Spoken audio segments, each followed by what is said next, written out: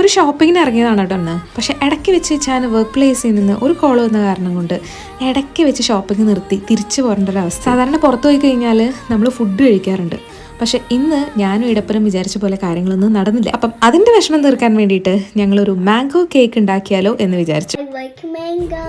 പുള്ളിക്ക് ആദ്യം കേക്ക് ഉണ്ടാക്കുന്നതിനോട് വലിയ ഇൻട്രസ്റ്റ് ഒന്നും ഉണ്ടായില്ല.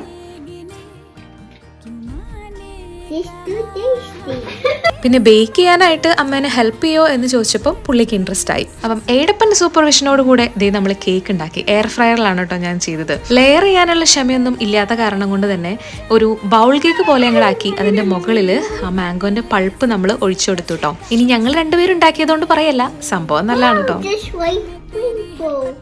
അതിൻ്റെ ഇങ്ങനെ 3 ലെയർ കണ്ടിട്ടാണെന്ന് തോന്നുന്നു പുള്ളി പറയുന്നത് അതൊരു റെയിൻബോ പോലെയാണെന്നാണ്. ഏതായാലും സംഭവം കൊള്ളാം. പിന്നെ എല്ലാം പെട്ടെന്നായിരുന്നു.